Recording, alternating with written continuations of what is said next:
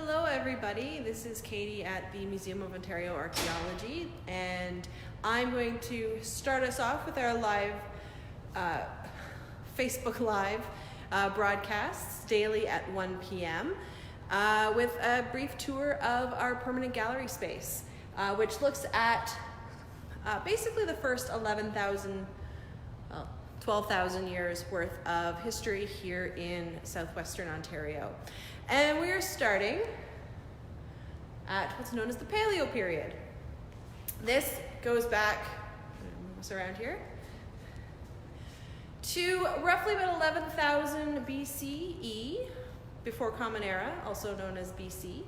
And it starts right at that point in time where the glaciers that had been covering most of, or all of North America, had receded to the point where there's really livable space within London, Ontario, where the museum is located, what will be in the future. So at this point in time, we have an environment that is very different from what we would expect today. It's cold all year round, it's very Arctic, and that means that the resources that are here in this area are very different from what we find now.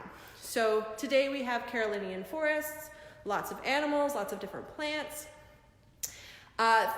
13,000 years ago, we have mostly coniferous trees. You can see in the painting behind me here, kind of showing this time period. We have mostly coniferous trees, very few food providing plants.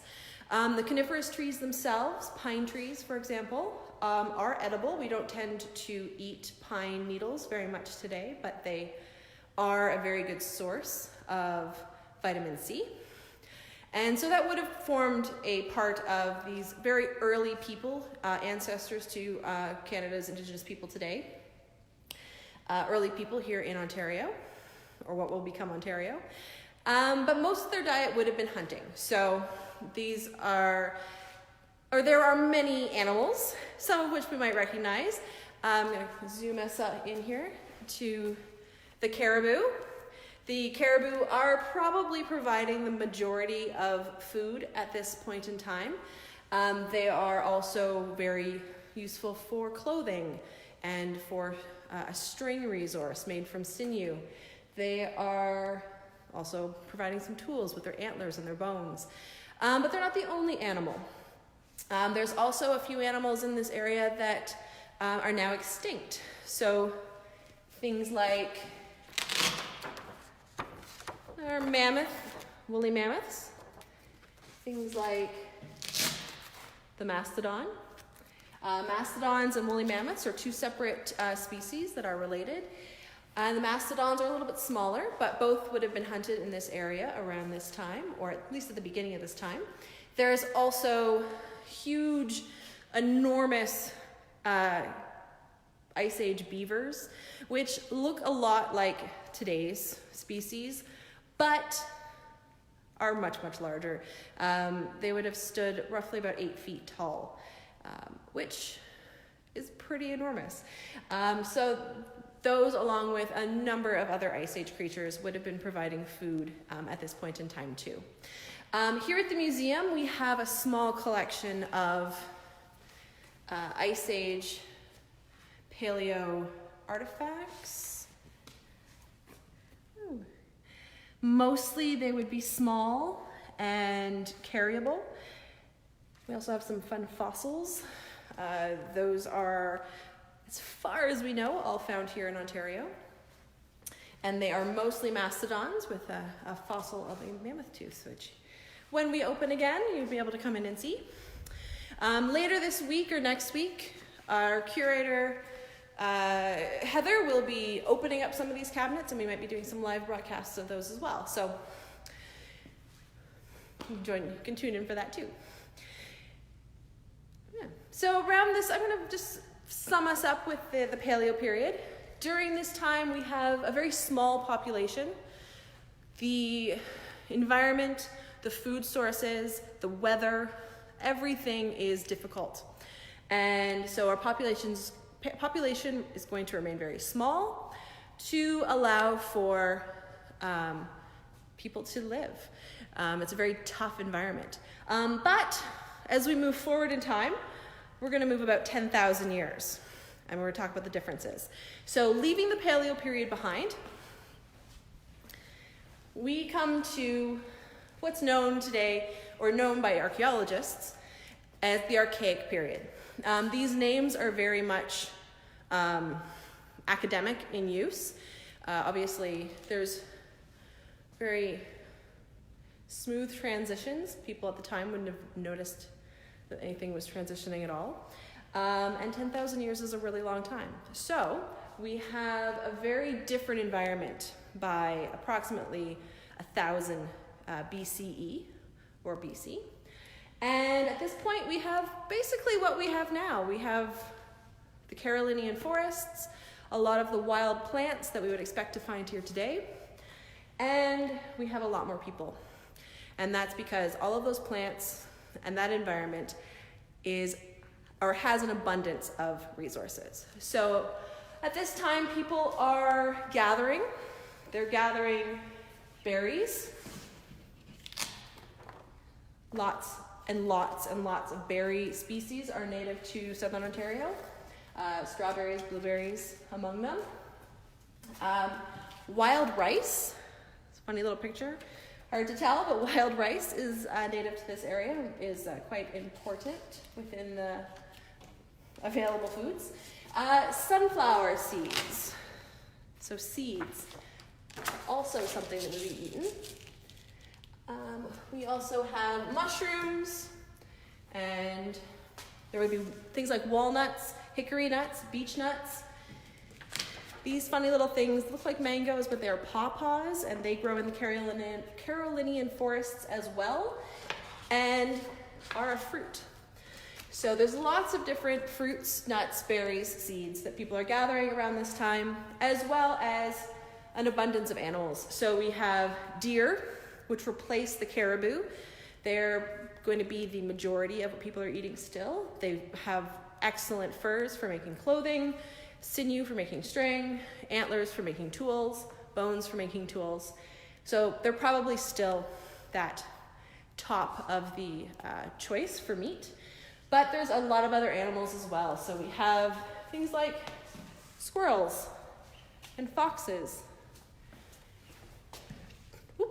turtles. That's not a good picture. There we are, a turtle, which we still have in the area around the museum today. We have the regular-sized beaver species that have replaced the enormous, scary ones. Bears. There we go, bears. Bears are not generally in southwestern Ontario anymore. That's because there's so many people. So the population growth has pushed the living habitat areas for bears, as well as the larger elk and moose. They would have been around here then too. Wolves, fish, lots and lots of fish in all the rivers and in the Great Lakes, and things like rabbits. Those, of course, are a selection, but there's still many more. So there's a lot of food. And with that, just abundance of resources, populations are able to really grow. So back during that Paleo early Ice Age period that we were talking about, we'd have very tiny groups, maybe 5 people, family units that would be living together and hunting and traveling together. At this point in time, 10,000 years later or so, we have people living in groups, probably 30 or 40. That would be multiple family units that have banded together and are now living in a much more community type way, or community group, I should say. We don't talk too much about this next period here very often in our tours, but this is the early and middle Woodland period, and the big change that has happened for academics and historians is that from around about 3,000 years ago, about 1,000 BCE, we begin to see pottery remains here in Ontario. And pottery means that you can collect water, you can store food, you can keep it dry, and so our people's ability to store foods increases. And That leads to bigger groups. Groups become a little bit more stationary. And we'll skip through. We're going to go to our late Woodland period, which is around roughly about 1000 CE, Common Era, or AD, so about 1,000 years ago, to the European arrival here in Ontario, which is around about 1600.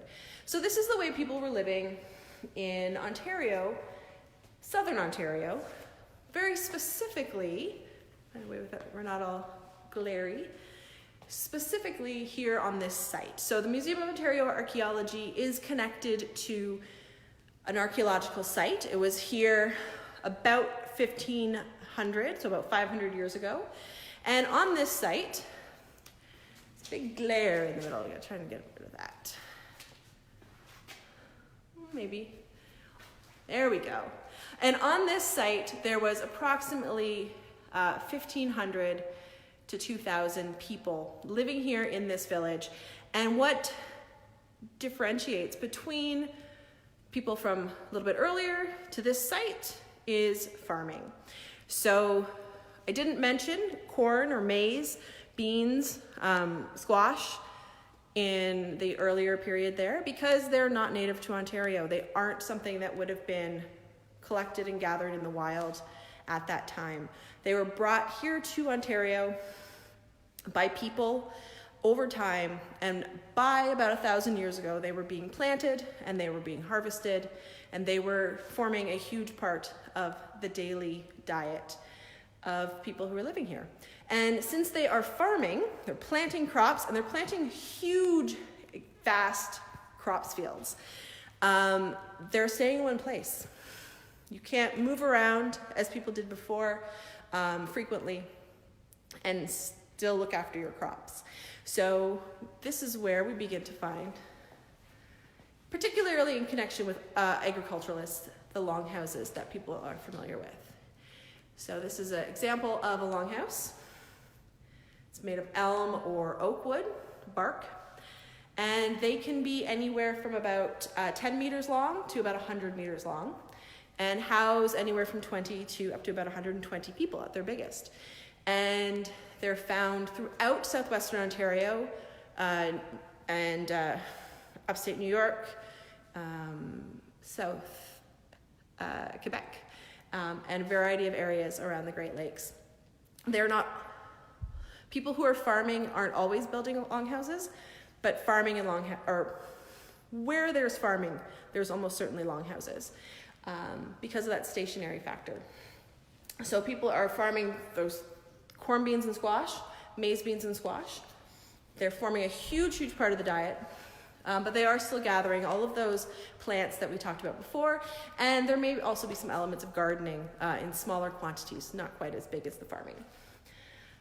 People are also drying meats, and all of this food gathering, crops, farming, drying meats allows for populations to explode. So the more food we have, the more resources we have, the more people we can support, and so groups, villages grow. And as I said, our village here probably had anywhere from about 1,500 to 2,000 people and about 30 to 40 longhouses at its biggest. It's about 5 acres in size. And that brings us to the historical period. So at that point in time, things change. Nothing really for the better. The people who are arriving from Europe begin dictating how people are living. So the longhouses are no longer being built around about 1800 or so. And everybody is living in sort of the more European style cabin. And a lot of other much less positive things are beginning to take shape around that time as well. And it's not in our gallery. So in the future, we hope to have that in our gallery. So I guess that's where I'll leave us here. I hope everybody's enjoyed. I see a lot of people are interacting. Hopefully some of our other staff are interacting with you as well. We will be doing these live tours. Well, let's go this way. tours of various sites around London, lots of archaeological sites that have been explored, as well. We hope to have some archaeological guests who are going to come and speak with us and have some conversations. I will be doing a children's crafts and activities half hour every weekday morning at 10 a.m., which will be on our website as well. So thank you for joining us, everybody that has, and we'll see you again tomorrow.